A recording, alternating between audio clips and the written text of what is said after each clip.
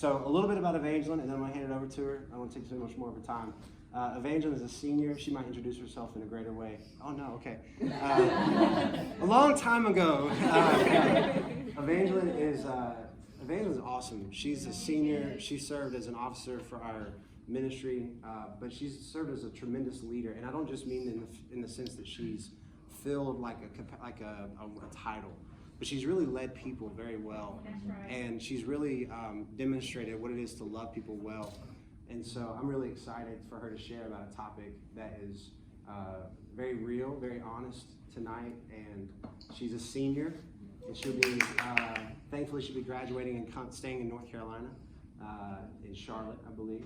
And so without further ado, please welcome Evangeline.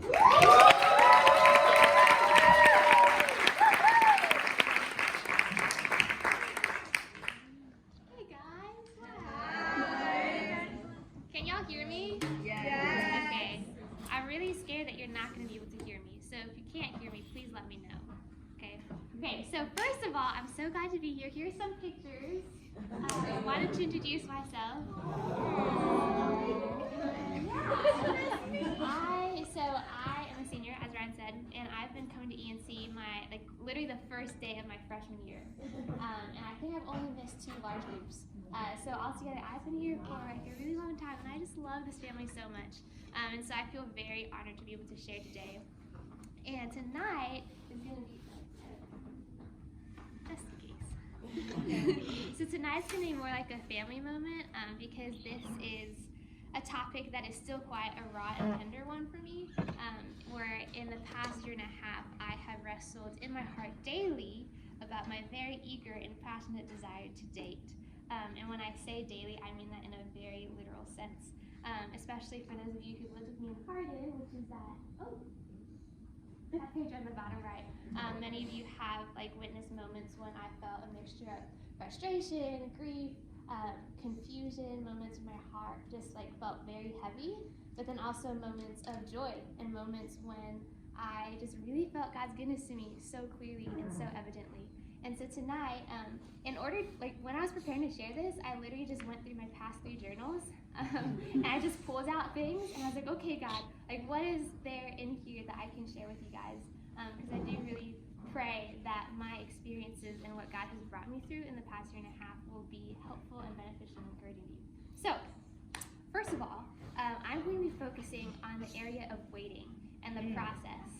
Because one reason why I did want to share about this is it seems like, in talking to a majority of you, this is a very near topic for you guys, because in speaking to you, for a lot of you, this area of dating and waiting to date has been one that has been challenging and difficult.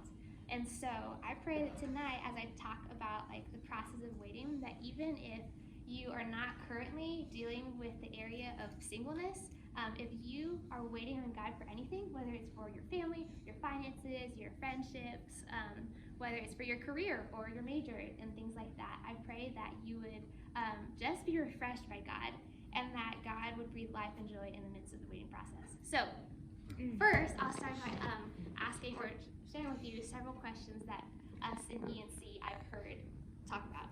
So when it comes to singleness, some questions have been, should I actively be looking to get into a relationship, and where is A?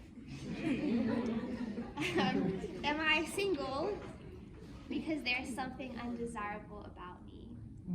Is thinking about dating good? What's the line between desiring it and fantasizing about it to console myself? Does God want me to control or suppress my emotions during this time?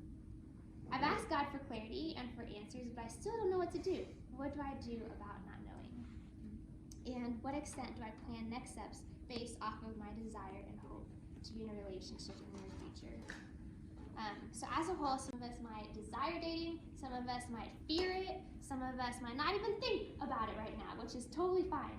But no matter what it is, all of us are in a waiting process, and we have to learn to trust God. And so I pray that tonight you will see that you're not alone in this process, and that you would understand what it means to really experience joy during this time.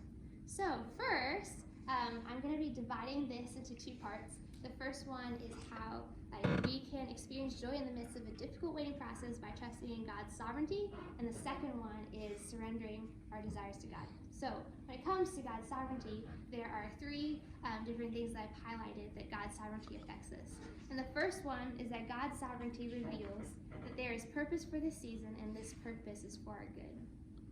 So sovereignty, according to the definition, or according to the dictionary's definition, means supreme power or authority. And in relation to God's sovereignty, theologian John Piper describes it as this: nothing can successfully stop any act or any event or design or purpose that God intends to certainly bring about. And so in Scripture, we see that God has intention and purpose for the way that he rules this world. And in Isaiah 46, 9-10, it says, "For I am God, and there is no other. I am God, and there is none like me. My counsel shall stand, and I will accomplish all my purpose." And here we see that God's sovereignty is not just something that he's right. So if you look at the underlined words, I am God, there's none like me. And because we know that God's character is not changing, we know that everything will always be according to how God has planned and purposed it. And because we know Romans 8:28, right, that all things work together for the good of those who love him, to those who are called according to his purpose, then we know that as God shapes the stories of our lives, everything, we can trust that every season is intended to be by a God who's made all things for our good. And so regarding singleness, a lot of us may wrestle with questions such as, like, when am I going to date? Who am I going to date? Or we may have just questions in our lives where there are areas of uncertainty and we desire clarity and direction. And the thing, though, with these verses, that you can trust that if you are single now, then God has a purpose, right, for you to be single. And if you don't even have all your questions answered right now, either about life or about singleness, then you can also trust that that is part of God's purpose. Because if God intended you to be dating now, then you would be dating. And if God intended you to have all your questions answered now, then you would have all your questions answered. In other words, there's no way that we can miss what God has planned for us, because everything will always be according to his purpose. And I bring this up because many times as we think about life, we don't view things in the way, in the lens that God is completely sovereign. And so many of us, while we're single, while we could be resting and just like trusting God and enjoying this time, are so restless and continuously thinking about our future and distracted about like who, what, when, how, where we're gonna date. That as if having that God-given relationship is dependent on our own anxious planning instead of the sovereign will of God. Or regarding our future, maybe we can experience anxiety or stress because we don't know like what job we're going to have or whether our major is going to fit with our career and what we want to do, as if having certainty about our next steps is what determines what will happen. Now, I do believe it is so important for us to bring these things up to God, because so many times God does share with us his answers, and he does share with us and give answers to our questions. And so my point is not that you should stop praying. Please don't stop praying.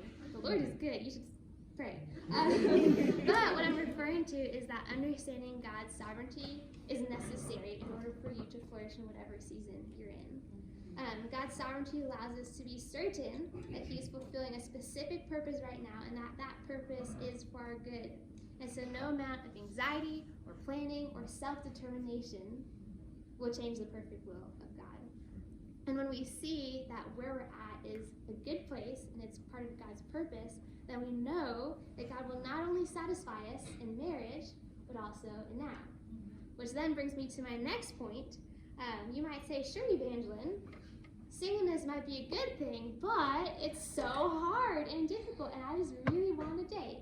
I'm with you. I really want to date too. But I agree that it can be very difficult. But I also know that we can trust God to provide for us, and sustain us while we wait.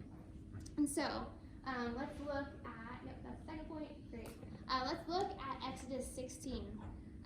So the context of this passage is that the Israelites have been enslaved under the Egyptians for several hundred years now. And so God raises up Moses in order to bring all of Israel out into the promised land, which he had set aside for them. But in order for them to go to the promised land, they had to first go through the desert. And note that they did not have a map in the desert, right? And they were in the desert for 40 years. So literally during those years, while they didn't have a map, they faced so many uncertainties, and they had to trust God, that God was going to sustain them and provide for them and guide them to the promised land. So we're not going to read it all. But basically 2 months after the Israelites departed from Egypt, they start grumbling and complaining. And verse 2, and the whole congregation of the people of Israel grumbled against Moses and Aaron in the wilderness, and the people of Israel said to them, would that we had died by the hand of the Lord in the land of Egypt, when we sat by the meat pots and ate bread to the full, for you have brought us out into the wilderness to kill this whole assembly with hunger. So they have just left Egypt, or not Egypt. Where were they? Yes, Egypt, yes. So they have just left Egypt. They don't know it, but it's going to take them 40 years to get to the promised land. But 2.5 months into it, they start grumbling and complaining, right? And so Moses brings us before the Lord, and in verses 4 to 8, God tells them, I will provide. And in fact, what I'm going to do is I'm going to send down bread from heaven. Eventually they called that manna. And what I want y'all to do is only collect 1 day's portion of manna. Only 1 day's. Because what they may not have realized is that he was actually going to give them manna every single day. And he wanted them to be trained to trust in him every single day and not keep any manna left over. And for the people who disobeyed God, which there were many, that manna turned into worms. And he says the reason why, verse 6 is, at evening you shall know that it was the Lord who brought you out of the land of Egypt. And in the morning you shall see the glory of the Lord, because he has heard your grumbling against the Lord. Okay, so several things we see from this passage. First, we see that it is so easy to complain and not see the beauty of a certain season that we're in, right? Because we get so fixated on what we want that we forget the overall picture that God is sovereign and he's going to be faithful to provide for us. Because for the Israelites, all they were thinking about was promised land. And if not promised land, food. I'm hungry, right? And so when they didn't get that, they forgot the God who was leading them, and they started distrusting God and being dissatisfied in the season they're in. But what they missed was that the goal was not just for them to get a piece of land. The goal was to be with their God, who had pursued them and who had set aside a land where his presence would be among his people. And so if our hearts are fixated on dating or relationships or marriage, we will never be fully satisfied. We will easily complain that the last relationship wasn't enough. We may decide to enter into a relationship before God desires us to, or before God commands us to. We start chasing what we think will eventually satisfy us, but none of that will satisfy us, because even the things that have been produced by God, that God himself gives, such as a marriage, are never meant to be our source of fulfillment or identity. You're going to say that. And if you're fixated on anything besides God, you will be disappointed. And if you're so fixed on the promised land, you may miss the whole point that God is raining bread from heaven to feed you and take care of you. So the questions for you to think about is, what are you fixated on? What upsets or unsettles you the most when you don't have it? What do you spend the most time thinking about? Is it your boyfriend or girlfriend? Is it school? Is it the clubs you're a part of? Is it leadership opportunities or finances, jobs, careers? Whatever it is, if Jesus is not at the center of your life and your attention, you will be hungry and you will be dissatisfied. And so we've seen in this passage first that the gift is never going to satisfy us. It's only the giver himself, even though we do appreciate the gift. We do appreciate it. The second, God is faithful to provide for us despite moments of distrusting him. And so the Israelites, you see, are grumbling and complaining. But one way that God is so faithful to them is that he intentionally brings them into the desert. Because in the desert, they have to realize that they cannot feed themselves. And so every single act of God, they had to realize was an act of God, right? Because when they got food, they knew it had to have been from God, because there was no food in the desert. And so what God was doing was that he wasn't just filling them and satisfying them physically, but he was showing them that he was filling them with himself, his presence. He was saying, hey, I'm with you. I'm faithful. I can satisfy you. And every single day, I'm going to show you that I'm with you. But I'm with you. And that was the point. And so the question is like, what is manna in our context? The desert manna was a physical sign that God was with them and that he would accomplish all his purposes. But God continues and has given signs that he is with us and is sovereign. We see this through the Holy Spirit, right? The Holy Spirit, God himself, is with us every single day, speaking to us. And while we read the Bible, is not just words on a page, right? It's actually God himself speaking to us, and the Holy Spirit will just highlight different things that we need to highlight. And then he also gives us community, right? So that we can talk to each other, and we can hear from God through each other, as well as through our different experiences. And so often, he intentionally brings us through the desert so that we can see that he's the only one who can satisfy us. And when it seems like our cravings and desires are not met, we can trust that God will supernaturally satisfy us through himself, the bread of life.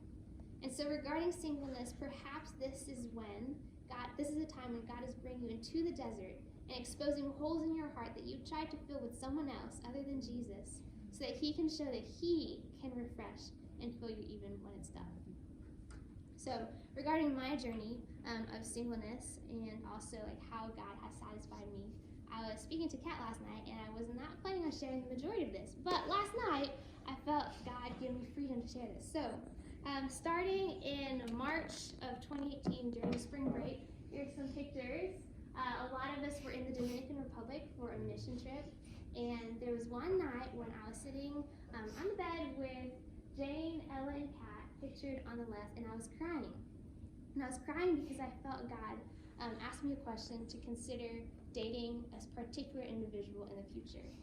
And a part of me was so afraid, and that's why I was crying, because I realized that my view of the kind of person that I would date may not have actually been what God had for me. And so internally, I was really upset. I was really upset. And so for literally the next 7 months, I wrestled with this tension in my heart, almost daily, where I realized that I wanted to trust God. I wanted to trust him with my relationships, but there was still a lot of fear attached to my different experiences. And so fast forward to October of 2018, I was fasting 1 week, just praying about my friendships. And that Thursday morning, I woke up before my alarm clock, which you can ask Kat and Jane, is not normal at all. So I wake up in the morning and I feel God tell me, hey, I want you to take out your journal and I wanted you to journal about this boy. And my first response was, oh my, why am I waking up in the morning and the first thought is something about a boy? This is not normal. So I go to Rams 1 and I pull out my journal and I feel God ask me to pull out my different lists of qualities and things like that. And this is the question that I felt like he asked me. He said, will you trust me with your future romantic relationship and allow me to even shape your emotions so that you're attracted to the man that I want you to date in the future? Can you be open to dating and allow me to address your fears? Now, fun fact about me is I've never liked anyone before. And so this was a big deal for me. And I was like, whoa, okay, let me think about this for a little bit. And so for the whole day, I did not respond to that question. And then I couldn't study. And so the whole day, literally it was 36 hours or something. By the end of the 36 hours, I was like, God, I just really need to study. So I realized that you have a point for me. You're trying to say something. And so I said, yes, Lord. Yes, I submit. I surrender. And I trust that you have my heart. And that my heart is in your hands. And so I trust that you can shape my emotions and my desires however you please. Fast forward 2 weeks later, and my desire to date exponentially increased by a lot. And it literally skyrocketed. In the next few months, this is real, you can ask Kat.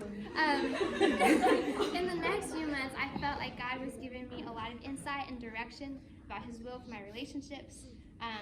He was revealing a lot, and he was showing me not just what to do, so how to interact with said person, but then also how to feel. And I really felt like as I was giving him my heart, he was literally shaping my desires and emotions in a way that I had not experienced before. And there was this sense of anticipation and excitement, and then a series of unexpected and emotionally difficult and highly stressful events happened. And as a result of those events, God showed both him and me that now is not the time to date, and that we would need to wait on his perfect timing and not to control and make things happen. And even if we had, or him and I, had every reasonable right to do something or use our capabilities to get my way or his way, I didn't have the right to because God said not to. And so those months felt like chaos. I had lots of physical, emotional stress. I cried a lot, but I felt God's peace so tangibly. And some of the ways that God satisfied me, the first one was I realized that throughout this whole time, God had been guiding me. Like literally, there were so many moments when I just knew that he was with me. And there were some times, like during this really tough season last spring, where I would have a hangout, and I felt God tell me, you need to rearrange and like cancel that hangout, because right before that, you're gonna have a very emotionally stretching conversation, and you're going to need to cry during that time slot and talk with Kat. And sure enough, Kat, what happened? It happened, right?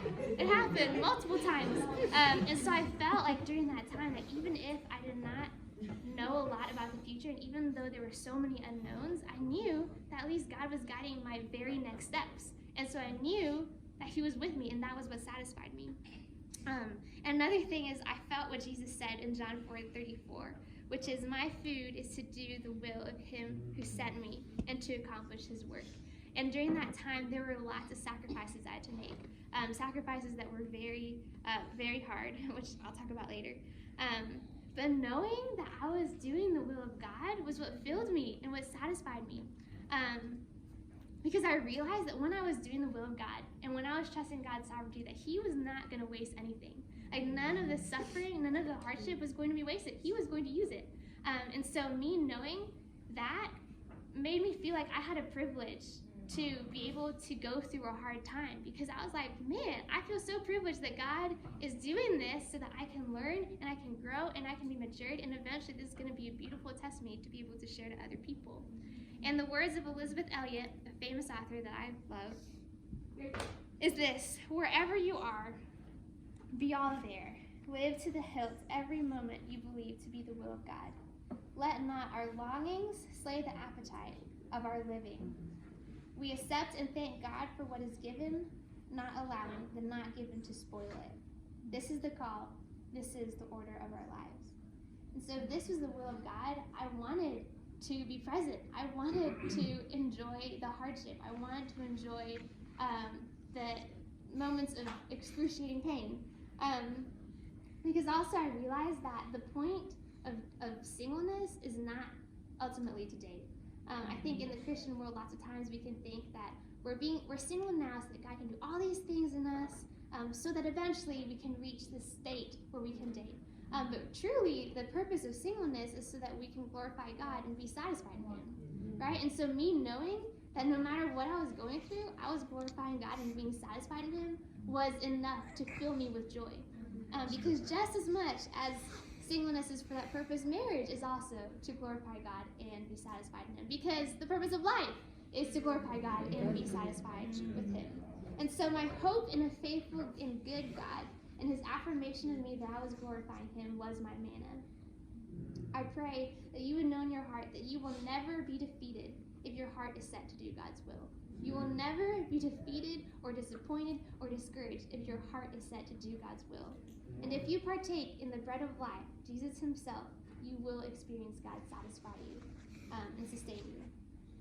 So, I talked about 2 out of my 3 points in sovereignty. And the third I've already briefly touched on, which is that knowing God's sovereignty comforts us in the unknown.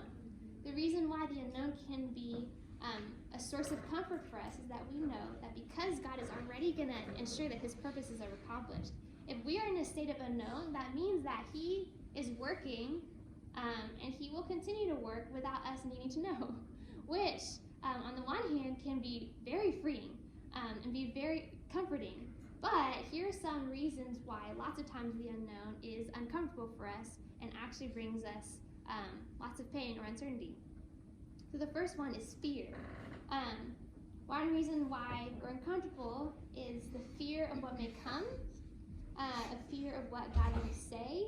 We may be afraid and try to run away from the unknown because we're scared to get hurt and embarrassed. and our previous maybe life experiences have caused this. But at the end of the day, another way that we can see fear is sometimes we're afraid of being candid with God and sharing with us our emotions, or sharing with Him our emotions, as well as being not vulnerable with our friends, because there could be some sense of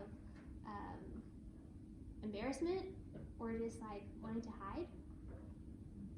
But at the end of the day, the bottom line is that this fear is a fear that God is not good, or that something not good is going to happen. We're afraid of what the future is going to hold, instead of trusting in God's sovereignty that it's going to be good and He will take care of it. Another reason is control. So when we have fear, lots of times we try to control. We try to control the situation because we want to be independent, and we want to determine our own path. And so often that includes knowing what we want to do and knowing how we want to do that. But we unnecessarily burden ourselves thinking that we are the solution and thinking we can do a better job than the creator and sustainer of the universe. And then when we don't know what to do, we get anxious and restless. So this in life may look like wanting knowledge about our futures that God has not yet offered to us. In a relationship, it may look like jumping into a relationship before it is the right time. Or it may look like being in a pseudo-dating relationship where we don't commit to date, but we desire the physical intimacy or emotional intimacy that comes along with it. And because we distrust God's plans and think that now is the time to experience those things, we jump into that relationship or into that friendship. But I pray tonight, and let me actually pray right now. God, I just pray that if we are going through any sort of fear or control, or just any sense that you are not good and that you do not have our lives, any sort of distrust, God, I pray that you would just break that in the name of Jesus, and that we would have freedom from control and freedom from fear, because you are a good God who has good purposes for us, and we can trust that no matter what, you will sustain us and satisfy us. Amen. So, God uses our singleness to help us see and experience His sovereignty, and this is so worth any hardship or long suffering, and is the reason for us to have joy. And so some reflection questions that you guys could ask yourselves are these. Do I trust that God has a good purpose for the season I'm in? What is holding me back from trusting in God's sovereignty and goodness? Does God satisfy me, or am I looking to be satisfied by something else? Am I comforted in the unknown? Do I try to control my life and or fear the unknown? And what is hindering me from patiently waiting on God's perfect timing? So, we talked about the sovereignty of God, right? And I started with that because our view of God determines everything that we believe and everything that we do. And if we accept God as sovereign and Lord, and we trust His plans, that means that our response is to die to self and surrender our desires to God. And so when I share about surrendering, which is my second point, please think action step to trusting in God's sovereignty. So the first point is we are called to die to self. In Luke 9:23, Jesus tells His disciples, if anyone would come after me, let him deny himself and take up his cross daily and follow me. So here Jesus commands us to deny ourselves and take up our cross, two things that Jesus did Himself. Because He's commanding them to follow Him, which means that we need to imitate His example. So let's look at what Jesus did when He was doing those two things. So at the Garden of Gethsemane, which is hours before Jesus died on the cross, He prays to the Father and says, Father, if you are willing, remove this cup from me. Nevertheless, not my will, but yours be done. And being in agony, He prayed more earnestly, and His sweat became like drops of blood falling down to the ground. So in this scene, Jesus is under much physical and emotional stress, but yet He still submits to the Father and says, not my will, but yours be done. And this is what it means to die to self.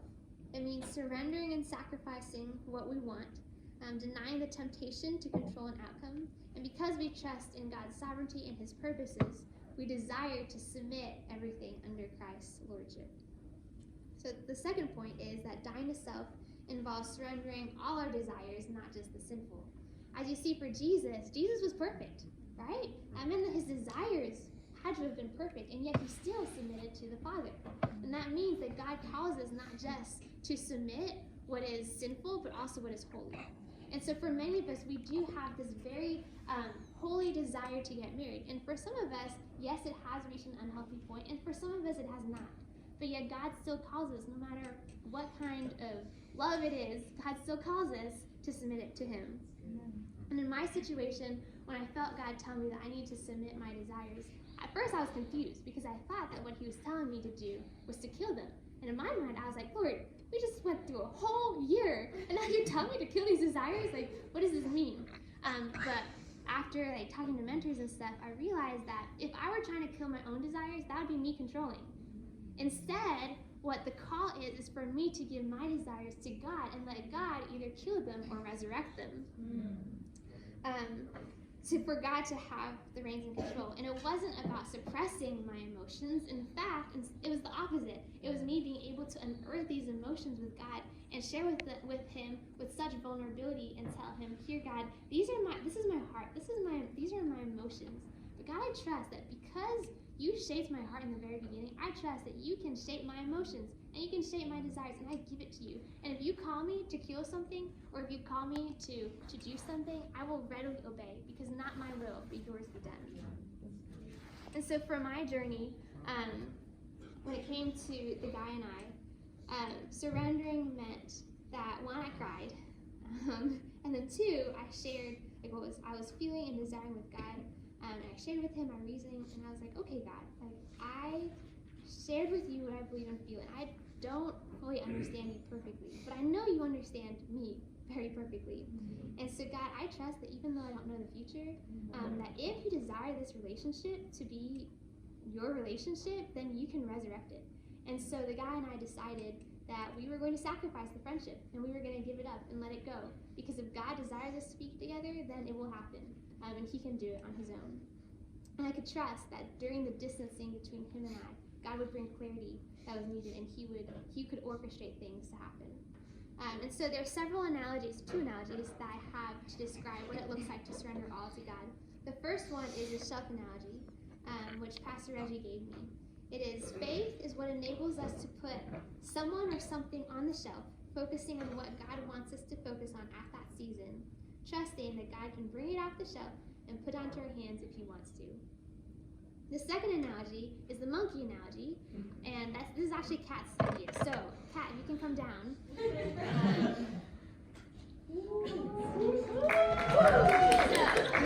Kat is going to be our monkey.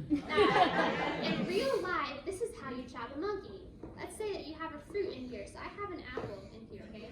So I'm going to give this to Kat, and Kat's natural response as a monkey is to grab the apple. Because what does she want to do? She wants to eat it, which makes sense. But when I grab the apple, I can't pull my hand out anymore. Why can't you pull the hand out? Because the hole's not big enough for my hand and the apple.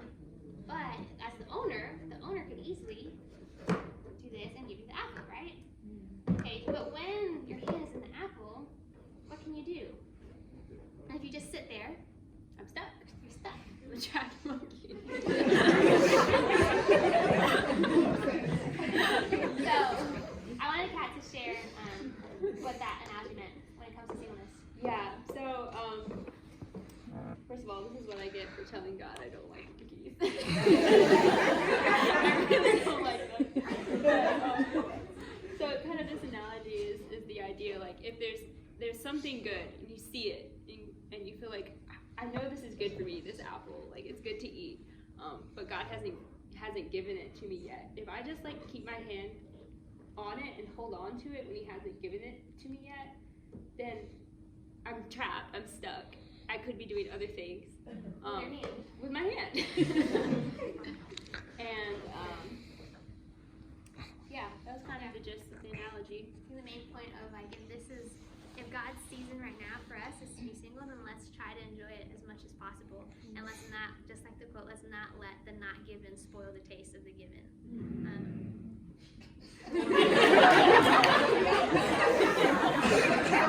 Also, side note about that. Side note, y'all. So Kat here has been probably the most supportive friend I've had, period. She has spent literally hundreds of hours with me. There were times, we joke about this, when she was more invested into everything than I was even. It was crazy. The cat has just invested so much, and my point is that you need people. You need community. You cannot walk through this alone. And you may feel embarrassed. You may think, well, okay, I have all these feelings, but what do I do with these feelings? Because what if it doesn't eventually happen? Who cares? You're in a process with the Lord, and God's going to show you and walk you through that process. And this is a good thing for you to share with other people and depend on people, because you are not self-sufficient. You're not. Okay, that's it. Thank you, Kat. Okay, and then the sacrifice is going to cost something. I'm going to go through this really quickly, but it's going to cost us. When Jesus was in the Garden of Gethsemane, he had agony, right? I mean, there's sweat, blood, all that stuff. So submitting will most likely involve sorrow and agony. Second, we are denying immediate gratification. The Israelites had to wait in the desert for a long time until they got the promised land. We are denying immediate gratification, and sometimes it hurts. Third, we may feel lonely. There is a very natural hardship that when we wait to date, there's a longing for closeness and intimacy and comfort. And for me, I definitely experienced moments of that, just in missing my friend. But an encouraging quote from Eliot is this: "The loneliness itself is material for sacrifice. The very longings themselves can be offered to him who understands perfectly." So see this loneliness as an opportunity to give something to the Lord. And then fourth, submission is costly because it is a daily test. Jesus says, "Deny yourself and take up your cross daily." The Israelites had to wait every single day and trust God daily for provision. When we have our cravings, it is very possible that these desires and longings will come up daily. And Elizabeth Elliot, who felt very similarly here, where she had to wait for her future spouse for 5 years in the unknown, not knowing whether or not they were going to date in the future, she says that she would pray and she would ask God to take away her feelings or to fulfill them, because that would be easier, right? But she writes, "God may not necessarily take away our yearnings, because those are what we can offer him. It's about learning to submit them, not necessarily eradicate them." How can we learn to submit to the authority of Christ if we have nothing to submit? Powerful, right? And then lastly, the sacrifice is worth it. Because one, we're obeying Jesus' command to take up the cross and die yourself daily. And singleness is for a purpose, even if it's to glorify God by sacrificing it. So oftentimes we believe the lie that what we are called to sacrifice is too precious to give up. When King David wanted to build an altar to the Lord, Araunah the Jebusite offers to give him an oxen for the burnt offering. But David says this: "No, but I will buy it from you for a price. I will not offer burnt offerings to the Lord my God that cost me nothing." When we come to life, God is so worth our cost. Where if singleness was just for the pure purpose of being able to sacrifice it before the Lord, then it's worth it. Now, singleness, there's so many good things about singleness, but still, even if it was just that, the fact that we get to sacrifice something to God, the fact that we can suffer or feel like something is costly that we get to hand over to the Lord is so worth it, and that can fill us with so much joy.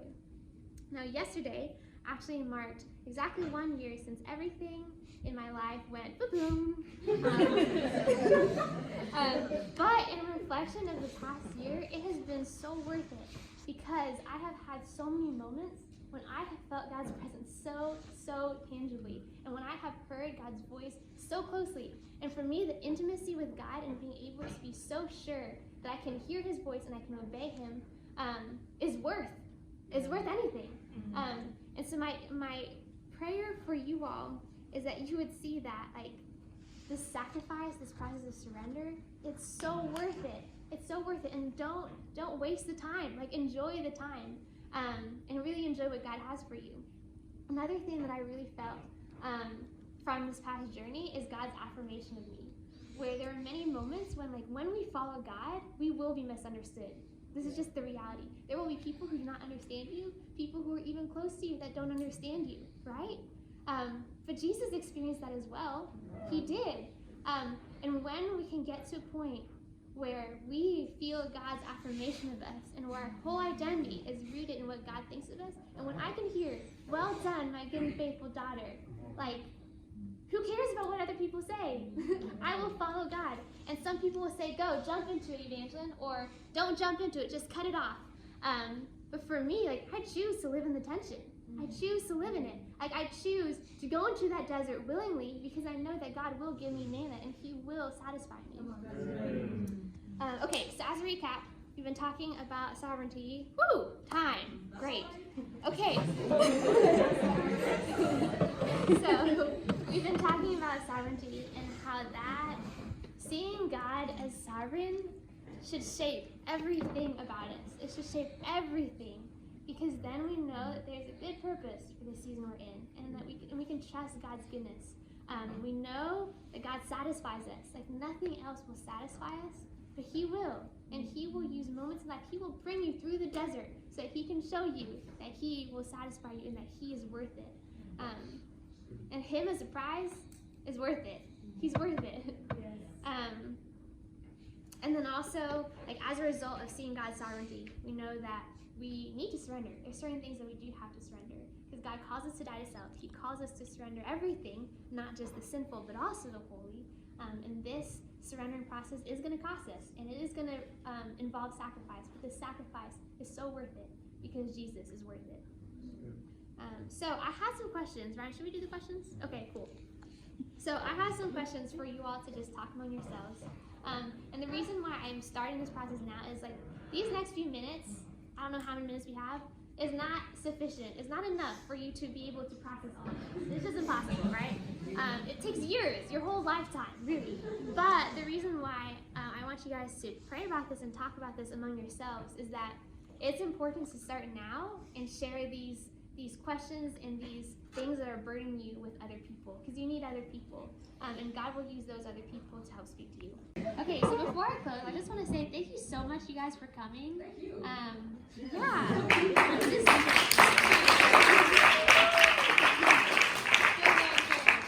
Okay, so several things I wanted to just end with as we leave is, first of all, I want to encourage those of you who need to hear God's affirmation, because I feel like no matter what, as Christians, we have had to surrender something, right? Like, we've surrendered our whole lives to God. And sometimes that can be hard. And so I just pray that God would fill you with His affirmation, and that you would have a real sense that whatever He believes about you, like, that's the most important thing. And even if your friends at school don't understand, even if, people just don't understand, that you would not feel lonely and that you would not feel alone in this process. Because there's community, but then there's also God, and He wants to affirm you and speak to you about who you are.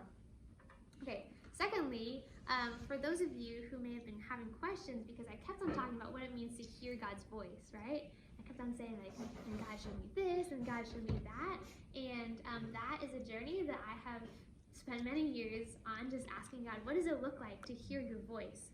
And so if you have questions about that and don't fully know what it means to, like, really be directed by God, both through the Bible, but then also just in life, please come and talk to me or any of the campus ministers.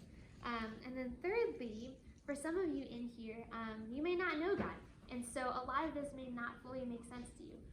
And maybe, just like how we were talking about how God, only God can satisfy us, maybe the real problem isn't the problem of singleness.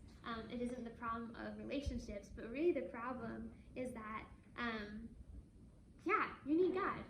Like, that's just the honest way to put it. Like, God will satisfy you, and He paid the price on the cross for you to be reconciled to the Father, so that you can have a relationship with Him, and be reconciled to Him. And so, if you are interested in hearing more about God and what it looks like for you to surrender your life to God, then please, again, come talk to me or any of the campus ministers. And for me, the reason why I've been able to surrender to God about a topic like singleness or my relationships is because I've surrendered to Him my whole life. And because I've seen His goodness in my whole life, this issue, which seems so big at times, is actually a small thing, because compared to the grand scheme of things, God did a lot of work in my heart in order to save me. And so that's my encouragement. Like, when you experience God be the Lord and Savior of your life, you will never be disappointed. And then also all the other things that seem so big, you will be encouraged that God can take care of that and can take care of you. And then lastly, I wanted to pray this this verse over you all, especially if you do know the Lord, which is that one of the purposes of any season that you're in is for you. Let me read this actually. I consider my life worth nothing to me, if only I may finish the race and complete the task the Lord Jesus has given me, the task of testifying to the gospel of grace. So no matter where you're at, your purpose in life is literally attached to God's mission for you to be able to share about him to other people. Like if you love him, then you will want to share with him. And so my encouragement is that every time you go to class, every time you think about your career, it will be totally centered on the fact of, I want Jesus to be glorified. I want as many people to know him as possible. So what can I do and what classes should I take to most strategically fit with how I can best share the gospel or just love people better?